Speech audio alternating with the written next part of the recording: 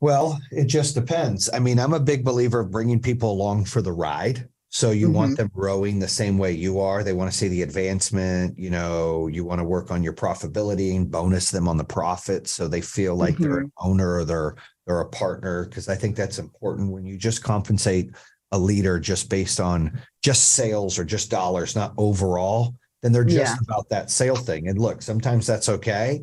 But what I've learned is it's when they care about everything, they'll turn the lights off. They'll pick the soda pop that they buy at the store. Wink, wink, Brian. Yeah. Uh, and little things that happen that you figure out, and you're like, okay, I need someone that's going to think like me and that's going to care about the overall health and Hmm. profitability of the entire company, not just sales or clients, because you might have clients, but it might be costing you more. You might lose on some clients and you Yeah. don't want them to just go wheel and deal. You want to be profitable. And I Hmm. think that if you're going to bring someone along on that, you want them to, eat, breathe, shit, sleep, everything you're doing, think like you, be a little mini you, and then you hand them Hmm. that responsibility. And then you bonus them on your Yeah. profits, right? Hmm. Uh, I'm talking to a lady now that owns a lash company and she crushes it. She probably does. I'm not kidding. $400,000 a year or so. And she's like, I don't want to share.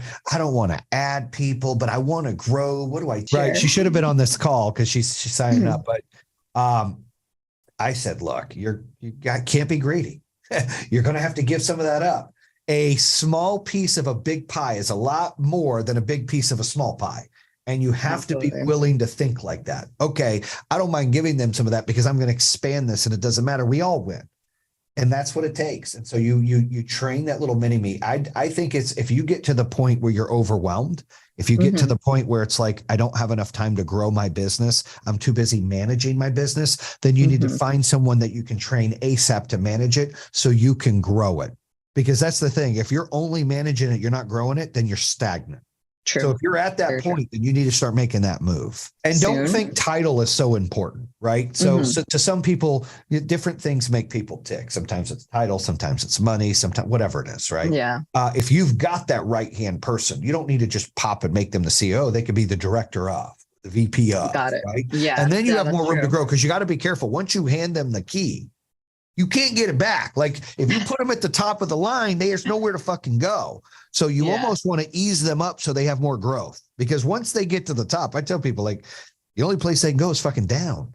Yeah. So you want to have stairs for them to continue to climb. Yeah, I've Love made the this. mistake. I'm like, all right, you're a president, you're a VP. And then it's like, well, fuck, now we're huge. And I really need a real president. No offense to Yeah. this guy. We've outgrown him. Yeah. Like What someone do I that can do bring all this now? value Right. more. Yeah, Right. But if I'd have absolutely. made that person a senior director or a VP, then I have room to bring someone in as we grow because you will outgrow people. Your business Yes. will outgrow folks. It's normal. It happens, and I remember on my team, like we outgrew other people and I was like, well, shit, we're going to have to bring people in and give them other titles and shift around. And what do we do? And I've learned over time that you can't put them at the top of the line because there's nowhere to go. You don't Today. need that title. The title won't do it. Yeah. And what you can tell them is, look, eventually you're going to be my COO. I'm not large big enough to have a COO right now. So you're Hmm. the director of operations, but eventually Yeah. you're going to train your replacement as we grow and you're going to be the VP. And then after the VP, like you give them, like I told you, they want to see